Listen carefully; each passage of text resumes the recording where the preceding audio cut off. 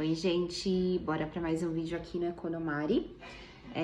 Fiz uma enquete e aí o assunto que vocês pediram, né, o mais pedido foi a crise do coronavírus, mas numa visão mais macro, né? Antes eu falei mais voltado para investimento, daí agora numa visão econômica geral, né?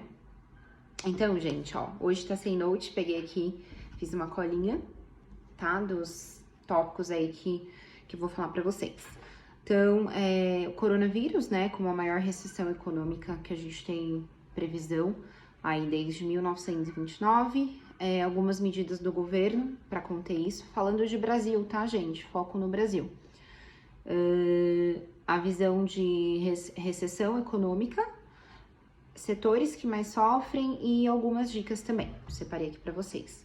Então, gente, a previsão, né, é que de fato essa crise de saúde, né, crise sanitária que a gente tem, que tá trazendo esse impacto econômico pra gente, ela seja maior, né, não só no Brasil, mas ela atinge aí, né, o mundo todo praticamente desde 1929, tá? Então, é a previsão aí que a gente tem. Indo para as medidas do governo, tá, gente? Então, o que o governo brasileiro, em específico, ele tem feito aí para tentar amenizar, né? Então, claro que, Mari, essas medidas aí do governo, elas vão acabar com a crise? Não, ela vai tornar o impacto da crise menor do que ele né, poderia ser sem alguma medida do governo. Então, vocês devem ter acompanhado aí nos noticiários, mas uma das medidas é o adiantamento do 13º para aposentado, pensionista, liberação aí de parte do fundo de garantia. Para trabalhadores informais também tem a questão lá da Bolsa Auxílio, né, de que eles podem cadastrar e ter por um determinado tempo. E numa visão econômica que afeta, acho que todo mundo, independente de ser aposentado, enfim, a redução da Selic, que já havia sido anunciada, né, então a gente está com uma Selic aí de 3,75. Então, qual que é o objetivo disso, tá, gente? O governo, quando ele cai a taxa Selic, é um incentivo para a economia, então ele quer gerar aquecimento, tá? Então, fazer com que o crédito fique mais barato, as condições fiquem melhores e as pessoas voltem a consumir. Então, basicamente isso. Próximo tema é visão recessão, tá? Gente, eu separei 3 principais visões, tá? De economistas sobre como vai ser a recuperação da economia, tá? Dá pra gente saber qual que é a que vai funcionar no Brasil? Não dá, né? Então, não tem como a gente prever. Mas eu vou dar minha opinião para vocês e vou explicar quais são essas 3 principais, tá?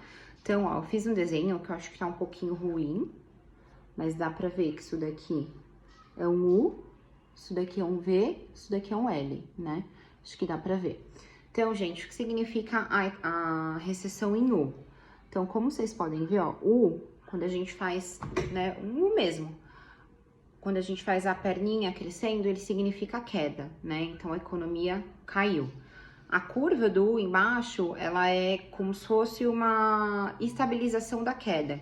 Então, ele cai, vai caindo, estabilizou e voltou a subir, tá? Então, essa é a visão que eu, Mari, acredito, que é o que vai acontecer com o Brasil. Então, ele vai cair por conta aí das quarentenas, né? Uma queda gradual, vai estabilizar a queda e vai voltar a crescer, tá? Em V, que é o que muitos economistas acham que é o que está acontecendo na China. Então, dá pra ver aqui o Vzinho. V, gente, caiu, subiu, tá? Não tem essa estabilização da curva do U. Então, da mesma forma que a queda ela é muito rápida, a alta, ela também, né, a recuperação, ela também é muito alta. Então, algumas cidades da China tiveram aí uma recuperação depois de lockdown, de quarentenas, enfim, muito rápidas, tá? Não necessariamente isso vai acontecer com o Brasil. E a pior, gente, das hipóteses que eu não quero nem pensar, que é a recessão em L, tá? Cai, ele estabiliza na crise e não dá pra gente ter essa previsão de quando isso vai subir.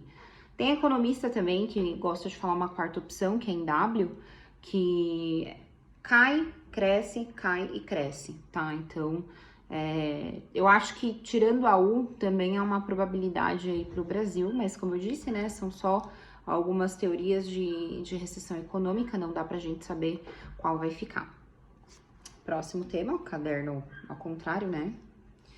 próximo tema que eu coloquei foi, na verdade, algumas dicas, tá, gente, que eu separei aí pra vocês, falando...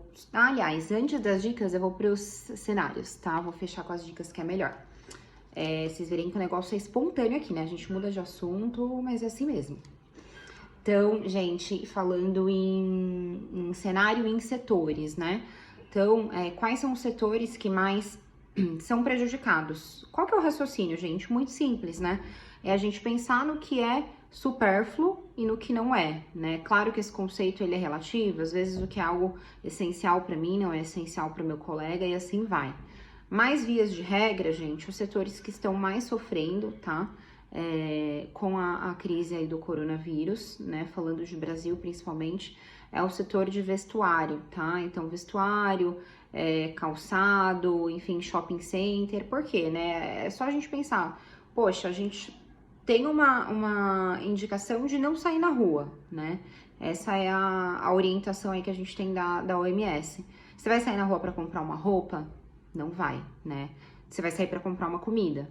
Então, o contrário é válido, gente. Então, os setores que estão sofrendo menos é o de mercado, de farmácia. Acho que esse é um raciocínio bem tranquilo aí para todo mundo. E quando a gente... não tem jeito, né? Eu não sou economista, não sei se todo mundo sabe, mas eu sou administradora e planejadora financeira. Então, a gente volta para a visão financeira. Então, se a gente for analisar em questão de carteira de investimento, é isso que você vai ter na sua carteira e é aquilo que você não vai ter. Então, tem exceção, gente? Tem exceção. Poxa, Mari, está dizendo que eu não posso ter uma Lojas Renner na minha carteira porque é de vestuário? Não, ao contrário, a Lojas Renner, ela tem uma liquidez boa, ela não tem uma alavancagem alta, tem reserva de caixa, então, assim, tem empresas que são exceção, tá? Ah, então toda empresa de vestuário vai passar por dificuldade, vai quebrar? Não. Depende da gestão de cada empresa, mas são os setores mais afetados, tá? E, gente, qual que aí, já entrando nesse próximo assunto, né, de dica e de oportunidade. Então, a gente tem que se reinventar. Então, uma empresa que já era referência, né, em e-commerce, que é a Magazine Luiza, e eu acredito que vai surfar super bem nessa onda de crise, tem foco no e-commerce.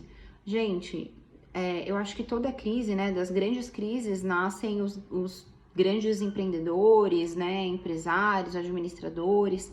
Eu acho que a crise, ela ensina a gente, né, é um preço aí que faculdade não ensina, que MBA não ensina. Então, eu acho que vale a dica, né, entrando aí numa reflexão, né, então a gente precisa se reinventar. Será que uma empresa que antes não tinha e-commerce precisa investir em e-commerce? Será que as empresas não vão ter olhares diferentes? De repente, a venda online, que antes era um plano B da empresa, passa a ser o plano A, e assim por diante. Dica de como vencer a crise, gente, eu acho que isso vale tanto para a pessoa física quanto para a empresa, tá? Então, como eu sempre falo nos vídeos, tenha sua reserva de emergência, tenha uma boa liquidez, tá?